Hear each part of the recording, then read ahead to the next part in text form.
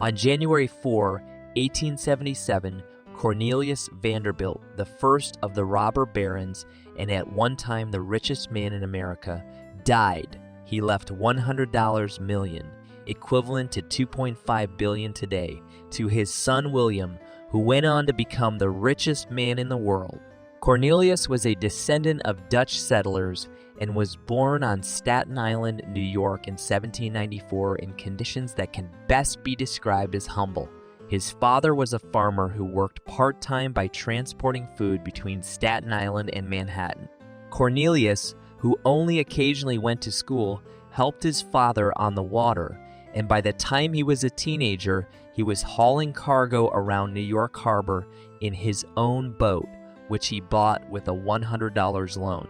In 1817, at the age of 23, he got a job on a steamship, but after his employer died, Vanderbilt began his own steamboat operations, buying up competitors and entering untapped markets. Fiercely aggressive, he undermined the tariffs of his rivals, driving some out of business. He reportedly remarked, "There is no friendship in trading," but in his 2009 Pulitzer Prize-winning biography, The First Mogul, The Epic Life of Cornelius Vanderbilt by T.J. Stiles goes further. He describes his subject as a tough guy who gets into fights with other men, beats the hell out of them, and knocks them down. By the mid-1840s, Vanderbilt was operating over 100 steamships, and in 1855, he began a transatlantic steamship business.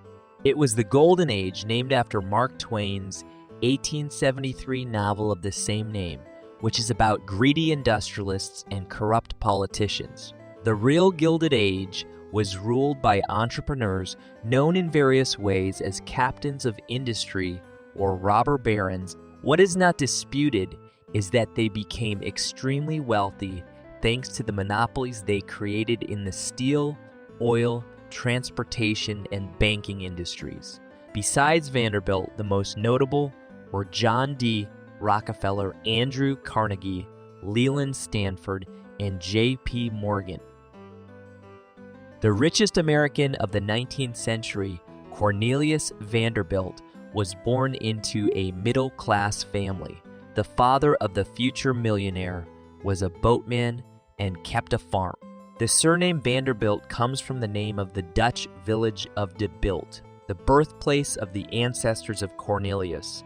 The great-great-great-great-grandfather of the millionaire Jane Ayrton bore the surname Vanderbilt.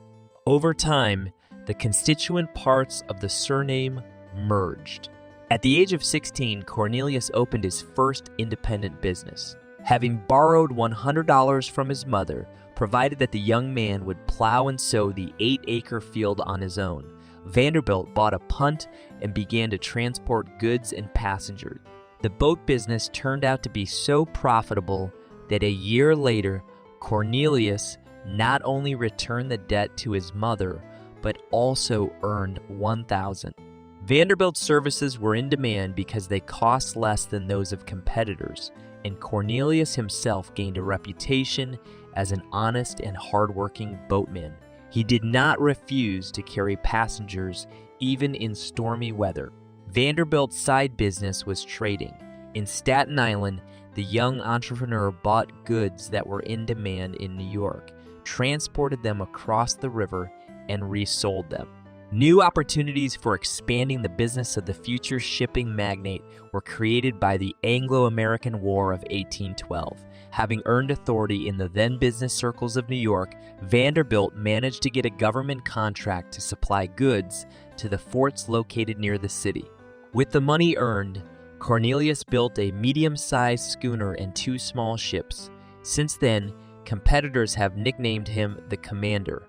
Vanderbilt traded in oysters, watermelons, whale oil, supplied the ships in the harbor with beer, cider, and provisions. By 1817, Vanderbilt had saved up $9,000 and decided to go out of business.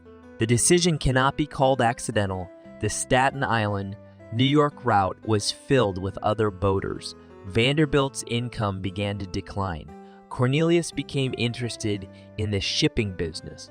After selling his fleet, the commander was hired as a captain with a salary of $1,000 a year on a small steamer, Thomas Gibbons. The steamship business was new to a businessman, but Vanderbilt wanted to learn the finer points of doing business at the expense of others.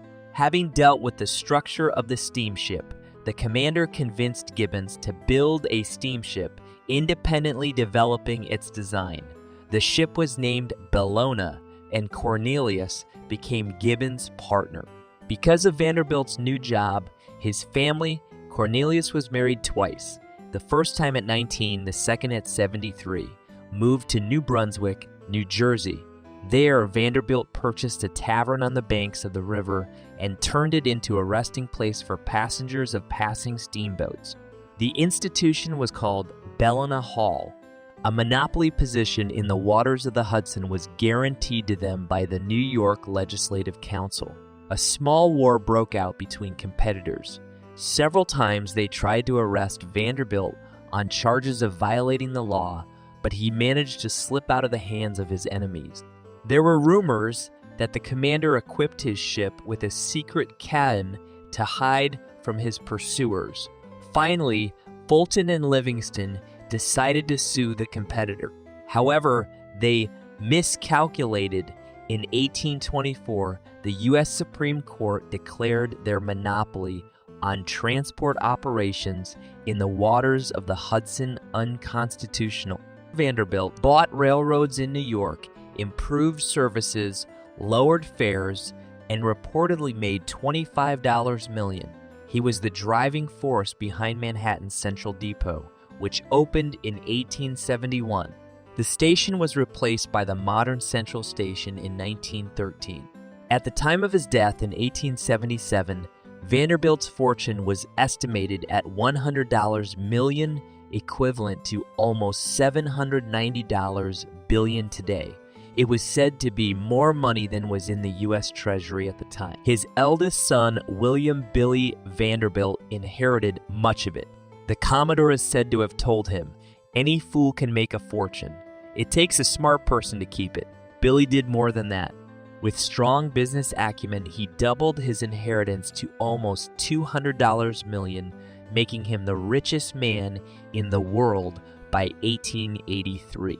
Some of his descendants, however, spent the Vanderbilt money lavishly, building stately mansions on New York's Fifth Avenue. They also built luxurious summer cottages in Newport, Rhode Island, the luxurious Biltmore home in Asheville, and other luxurious houses.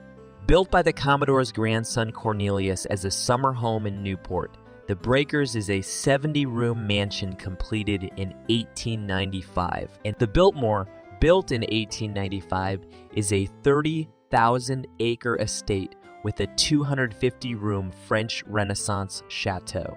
Now a tourist attraction, it is the largest private home in the United States and is still run by descendants of the Vanderbilts. Arthur T.